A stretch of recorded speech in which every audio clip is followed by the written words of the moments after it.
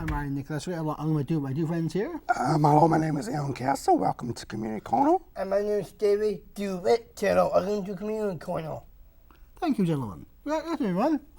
Welcome to Community Corner. Our guest today is Cynthia Kidder from the Band of Angels Foundation, an international group, and she's a parent of a special needs son, and is a strong advocate in those with special needs of all kinds. We are here looking forward to learning about her company and all the wonderful work you do with those with challenges.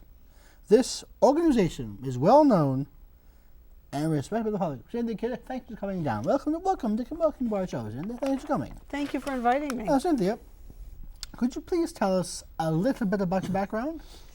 Yes. I actually had a background in sales, in high-level sales with executive positions. And then when my son was born with Down syndrome 21 years ago, I decided that I wanted to use my positive energies to help people with disabilities instead of to sell things.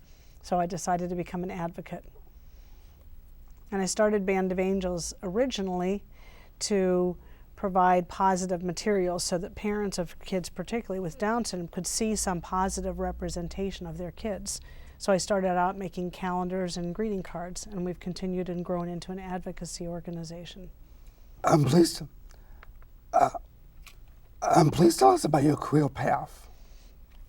Well, I started out working in technology, and I was in sales with Sprint. So I ended up selling to people all across the country for the IBM account. And I decided that I wanted to, if I ever had the chance, rather than make money for a living, I wanted to make a difference. And then when Jordan was born, I thought that was maybe my chance to make a difference instead of making money. So since then, I have run Band of Angels for about 17 years now. Please tell us about the name of your business and how you decided on this name and why. That's a great question. It's when Jordan was born, and up until then, people hadn't told me very many positive things about having a child with a disability. I have an aunt who was very wonderful, and when I talked with her on the phone and told her I was worried about what kind of life he would have, she started singing to me over the phone. And she sang "Swing Low, Sweet Chariot," which is an old Christian spiritual. And there's a line in there that I looked over Jordan, and what did I see? A band of angels coming after me. So since I was holding Jordan when I was talking to my aunt, we sang that line together, and I decided that I would someday name a company Band of Angels. Interesting. Mm-hmm. Now, Cynthia, please tell us where your business is located. It's in Rochester Hills. It's actually, the business is located in my home in Rochester Hills. Could you please explain your overall business plan? Yes. You guys have very good questions. This is a good Thanks. interview. The business plan is to focus on three main things. Outreach, so that new parents find out that their kids, regardless of whether they have a disability or not, have a wonderful life ahead of them. And a second component is to put positive materials in every public library, hospital, and elementary school across the United States. And thirdly, we still provide locally in Michigan bike camp to about 40 kids every summer who have autism, CP, Down syndrome, any kind of impairment that makes it more difficult for them to learn to ride bikes. So those are our three main missions, and we fund those through product sales and corporate donations. Cynthia, tell us how you see your role as an advocate and even as a trainer. Well, as an advocate, I think one of the things we all have to do is always see injustice. There is still injustice, whether it's because people have disabilities, whether it's because of race, whether it's because women don't get treated the same as men in certain situations. So I think those of us who are advocates, part of our role is to always see the injustice, not to not see the good, but sometimes we need to still stay tuned in to the changes so that we can keep advocating and making more and more opportunities. Like right now, one of the things I'm focusing on is employment for young adults with disabilities. I still think that we should have more jobs available to people who have disabilities than we do. So that's one of the avenues I'm working on. Very well said. Thank you. Cynthia, can you tell us if your company has a mission statement? If so, what is it? Thank you. That's it. The mission statement, and I should note every word correctly, but I'm sure I'll make a mistake here. No, you won't. It's something, it says, we are to provide positive and current information about Down syndrome and other disabilities and put it in the hands of new parents, educators, and physicians as soon after the birth or adoption of a child as possible. We really want to make sure people know that all children have value and belong here on earth. Wow. When you first started, how did you get the money to do what you wanted to do? Well, that was really difficult. I actually used my personal savings. Remember I said I used to work and make money? Uh-huh. I used some of that savings that I had saved from when I made money to start the business. And I've always used kind of a little bit of extra household money to keep the business going. I've also worked with really good people. Like the first time we did a calendar, the printer gave us a whole year to pay off the calendar, so we had a chance to go out and sell the calendar before we had to pay the bill for it. That's kind of how we started. We borrowed a little bit of money and had some personal savings. Cool. Sometimes you got to do it that way. Sometimes you do, whether you want to or not. Yeah. That's what it is. Please tell us about your marketing plan. I got to tell you, these are great questions. You guys have worked on this a little bit. Thanks. We continue thanks to a lot. market. There are a couple of things. One is we like support groups around the country to know that we're here, because whether they're supporting people with Down syndrome or autism or any kind of disability, I like support groups to know that there are resources available to them and that we are a national resource. So we market our services nationwide to support groups. And then we market our involvement with the library programs, because I think having positive materials in the library is really important for people across the United States. And we market that to major corporations, and we have about 5 corporations in each state that we target every year to try to get funding so we can fund programs. And then we do an annual gala, and at that gala people find out a lot about people like you and about opportunities to work with us. Now, what is a tax plan for your company? The tax plan? Yes. We don't make all that much money, and our tax plan is to keep it that way. Actually, it was never a strategy, but we're tax exempt. So we are tax exempt as a nonprofit, but we really have never really had a problem where we made so much money that we had to worry too much about what to do with it, and we turn around and give so much away to organizations that we really don't keep a lot of it. That's not why. We don't do it as a tax thing. We just have always kind of given it away about as fast as it comes in. How do you set up your production studios? Well, our production, I have written one book, I have published somebody else's book, and we put together products. When we manufacture products, the production system, I have a full-time employee, Liz, and the production system involves my giving her the writing, she organizes it, we meet with a graphic designer, we usually have a photographer involved, and then we assemble things into a product. Then I meet with the printers until we decide exactly how we want the final copy to look, and then we produce it. Cynthia, how did you find a company to do the printing for your products, and why?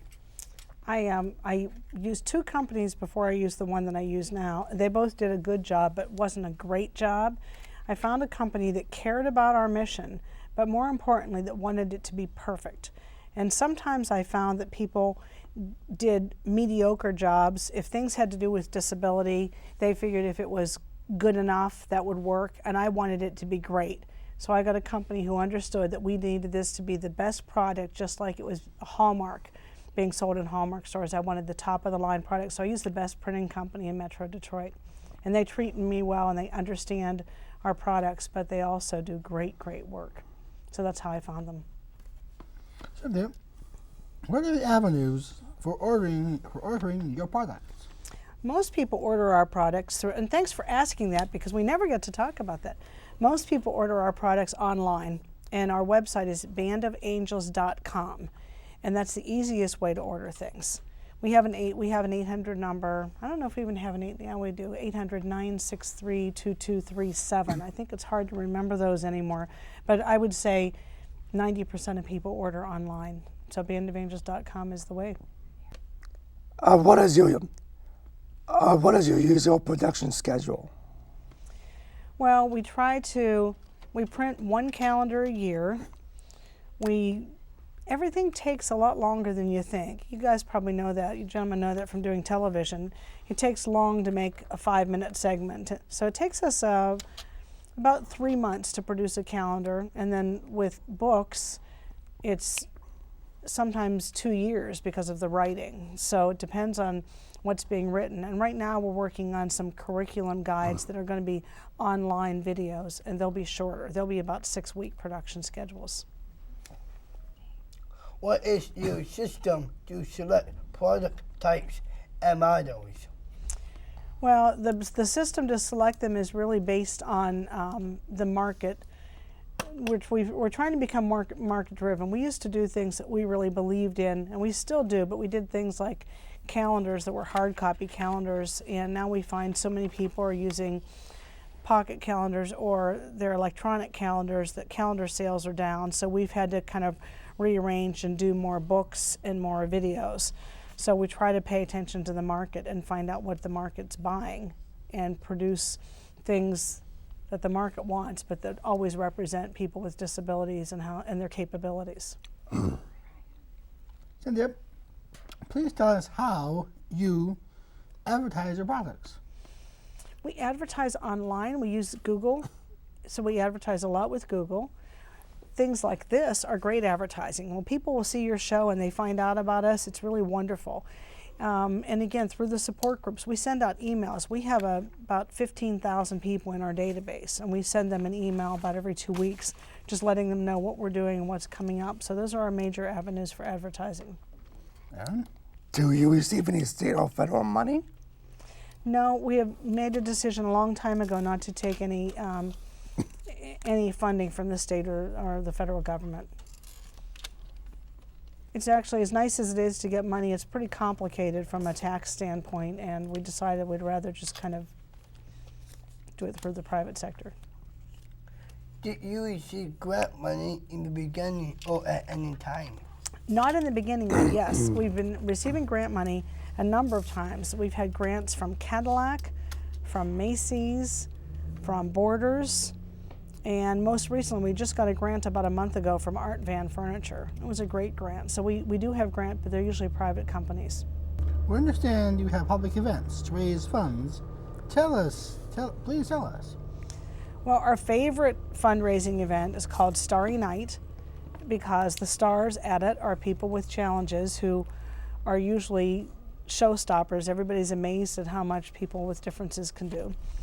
And that's an annual fundraiser. And then we also have a wine tasting fundraiser. So there are things that bring people together to have a good time and also to raise money. But at every fundraiser we do, the focus is always young adults with disabilities and their achievements, because we never want people to raise money thinking that anybody is less than capable. So we always focus on capability. Please tell us about some of your major public events. Well, the big events I just mentioned our biggest public events are the Starry Night, because at that event we usually have a piano player, and it's usually a young adult with Down syndrome or another disability who plays the piano throughout the evening. Then we auction artwork, and in the course of the evening, somebody with a disability is always painting in the back of the room, finishing a piece. When that piece is done, it goes on auction. It's the last auction item of the evening. And it's always fun to have people mingling, all dressed up, men in tuxedos and women in fancy dresses, and watching an artist finish a painting. And then that artist gets to see that painting sold. Do you have any individual, company, or charity sponsors? Any individual, yes. Our individual sponsors are they're General Motors, Chrysler, Ford has been involved with us in the past. Borders continues to be involved. Norman Yatuma and a law firm is involved. Pepper Hamilton. So we have a lot of organizations around here who provide support. Bose Sound Systems provides support for everything we do. So we have a wonderful business support. And then we have individuals. We have one gentleman who chooses to remain anonymous who funded a large program for us this summer. So we have individual people who donate money just because they want to make sure that everybody has the best life they can possibly have. Yeah. All right. Now, have you had any difficulties promoting or selling of your products? Or people generally interested in the products sell themselves? Well, some of the products sell themselves, but that's another really good question because yes, we've had more difficulty. Early on, we didn't have any difficulty, but I feel like we should have moved to some kind of electronic calendar about 3 years ago because our calendar has been our flagship product for years. And as calendar sales have gone down, we're kind of struggling to find a new way to make sure that our products stay in front of people. So we'll be making them more electronic so that it's more what young people like you gentlemen are used to. David and Aaron? Huh? Okay. Yep. Do you travel outside of Michigan to tell this story? I used to do much more travel than I do now. Oddly enough, as my children have gotten older, I feel like I have less ability to travel. But I've traveled, I've spoken, I do conferences for educators around the country. So I've spoken in Kansas City, in Los Angeles, in Hawaii, in Toronto, and I do guest speaking appearances for national organizations and local organizations who want to hear about the capabilities of people with disabilities. So many people talk about what people with disabilities can't do, and I really enjoy talking about what people with disabilities can do. That's one of the exciting things about being here is having 3 young men who have a television show. Pretty cool. Do you have plans to diversify your product line? Yes, it's going to get much more electronic. I actually am working with somebody to try to design an app. So I want to have an iPhone app so that we have an app that people with Down syndrome, people with other disabilities can go to and they can have a resource online that they can have in their pockets. So look for your iPod or iPhone to have an app with Band of Angels on it before too long. My question, Cynthia, is this: How many interested people can contact your company? They also need to just go to the website, bandofangels.com. People who come to our website can send us emails. That's how we find volunteers for programs we're running. That's how we sell products. That's how we have donations come in. That's really kind of the cornerstone of everything we do is still the website until there's an app. Someday when there's an app, they can go to the app. We'll have an app for that. Yep. Aaron? Please tell us a success story. Well, there are lots of different success stories. I guess I don't want to focus on my child because that's too obvious. But a success story is, particularly because with Down syndrome, so many people find out that they're going to have a baby with Down syndrome, and sometimes they choose not to continue the pregnancy. So when a woman from Wisconsin called me about 5 years ago and told me she just didn't know what she was going to do, and I sent her our materials. I sent her, here I have this, a copy of the Common Threads book that tells the great successes of people with Down syndrome and other disabilities, all that they've accomplished. I sent this to her. I sent her a cover letter, and I sent her a DVD and told her all about the great things she could expect if she had this baby. So a great success is when she wrote back to me and told me that her baby was born, and just recently that she just turned 5. So hearing those kinds of stories and knowing that you make a difference are really exciting. I bet it is. With your background, what is your future plans for this agency of yours? Well, I have to keep growing it because our